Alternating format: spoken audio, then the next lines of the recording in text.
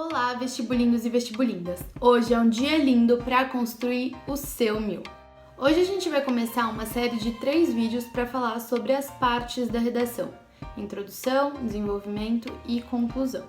Se você está chegando agora, seja muito bem-vindo. Se você está voltando, seja muito bem-vindo novamente. Não esquece de se inscrever no canal, ativar as notificações para ficar por dentro de tudo que rolar por aqui. Nesse vídeo, a gente vai recapitular as dicas do primeiro vídeo e as competências que a gente conversou no segundo vídeo. Então, se você não assistiu ainda, passa lá no canal e dá uma olhadinha só para conseguir seguir o fluxo de um jeito mais leve. Como eu não sou professora de redação, nesse vídeo e nos próximos a gente vai pegar a minha redação nota 1000 do Enem 2019 como base, para vocês verem o que eu fiz, o que eu achei mais fácil de fazer, qual foi a técnica que fluiu de um jeito melhor para mim e que pode fluir de um jeito melhor para vocês também. Mas existem várias formas de fazer uma introdução boa, desenvolvimento bom e uma conclusão boa também. Então, vamos lá! As introduções que eu fazia nos meus textos, tanto quando eu treinava, quanto na hora das provas dos vestibulares que eu prestei, eram sempre padronizadas, assim, tinham o mesmo esqueleto. Esse esqueleto da introdução é composto por repertório, uma ponte, o tema, a tese e só.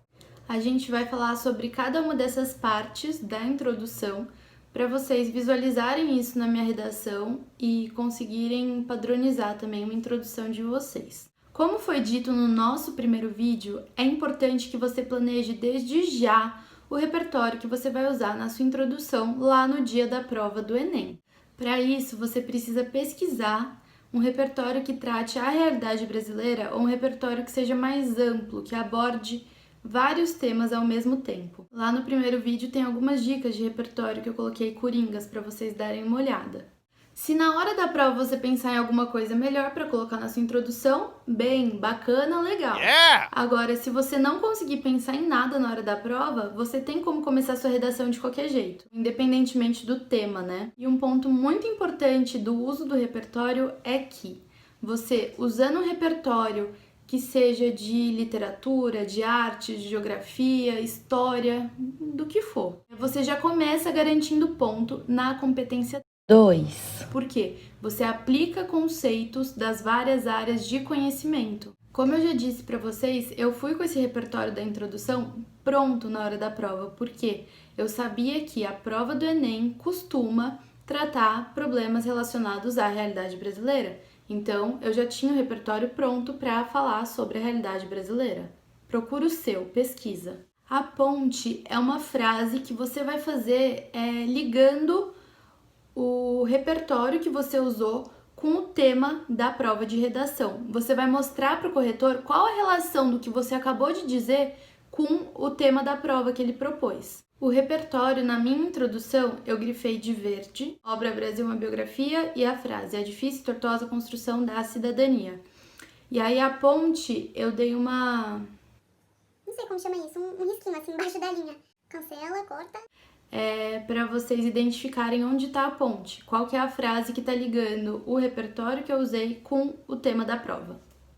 O tema é o mesmo para todo mundo, é o que a banca apresenta na proposta da redação.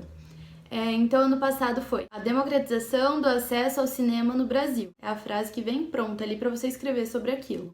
Procura usar todas as palavras do tema explicitadas na sua introdução. Isso vai fazer com que você evite a fuga do tema ou o tangenciamento. A fuga do tema, como a gente conversou semana passada, zera a redação, e tangenciamento te faz perder bastante nota. Escrevendo as palavras do tema, você mostra para o corretor que você entendeu o tema proposto, você entendeu a proposta de redação. O tema eu deixei grifado na minha redação em rosa: democratização do acesso ao cinema e aí brasileiros. Pode ver que eu não usei exatamente as mesmas palavras do tema porque eu gostava de deixar mais assim, mais solto. Mas você pode colocar as mesmas palavras, se você se sentir mais confortável com isso. Aqui um ponto muito importante que eu preciso conversar com vocês sobre o tema é que o tema em si não necessariamente é um problema. A democratização do acesso ao cinema Não tem nenhum problema nisso. Tá certo, né? O cinema tem que ser democratizado. E aí, pela leitura dos textos motivadores da coletânea que tem na prova de redação e pelo seu pensamento crítico, você vai problematizar o tema que foi exposto. Um jeito fácil de problematizar e que me ajudava muito na hora de construir as minhas teses era me perguntando por quê? Por que aquilo é um problema? Democratização do acesso ao cinema no Brasil. Onde que está um problema nisso? A gente não tem democratização do acesso ao cinema no Brasil e isso é um problema. Então você tem que se perguntar por que existe um problema naquele tema ou por que o tema em si é um problema. Um tema que era em si um problema foi o de 2018. Manipulação do comportamento do usuário pelo controle de dados. Acho que era isso. Não sei. Eu vou deixar escrito aqui pra conferir. Nesse caso, você tinha que explicar por que essa manipulação do comportamento do usuário pelo controle de dados era um problema. Repara que a competência 5 que a gente conversou semana passada, ela exige que você elabore uma proposta de intervenção. E a gente só pode elaborar uma proposta de intervenção se apresentar um problema. É aqui que você vai achar a problematização do tema e vai poder resolver esse problema lá na conclusão. Se você não apresentar nenhum problema, como que você resolve alguma coisa? Não tem como, né? O porquê do problema existe ou a explicação do problema em si vai ser colocada na sua tese.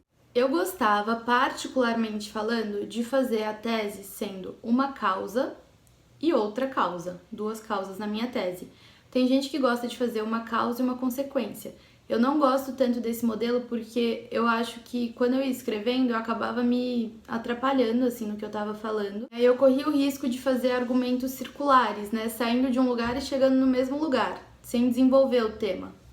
A minha tese eu deixei grifada na redação para vocês verem de laranja. A causa 1 do problema da não democratização, né, do acesso ao cinema no Brasil, eu coloquei como ineficiência do Estado e a segunda causa como uma causa cultural, uma cultura de aceitação. Delimitando a tese, que é o seu ponto de vista sobre o tema que foi apresentado pela banca examinadora, você ganha ponto na competência 3, mostrando para o corretor, olha, eu acho isso e isso, você apresenta claramente uma ideia a ser defendida.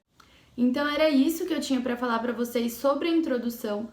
Use essa semana para refletir, digerir essas informações e para treinar também. A sua tarefa dessa vez vai lá no Drive, o link vai ficar na descrição do vídeo mais uma vez, e completa a tabela que está lá. Eu coloquei uma tabela com temas de provas anteriores do Enem, e aí você vai preencher as colunas, um repertório abrangente mais amplo que se encaixe naquele tema. Você vai problematizar os temas e também construir a sua tese. Eu espero que o vídeo tenha ajudado vocês, esclarecido alguns pontos. Se você gostou, não esquece de dar aquele like, compartilhar com os amigos para fortalecer o projeto. A gente se encontra na próxima semana falando sobre desenvolvimento. E depois sobre a conclusão. A gente vai construir a redação bem devagarinho, parte por parte. Dá tempo mais uma vez. Muito obrigada por terem assistido até aqui. Conto com vocês no próximo vídeo. Beijinhos!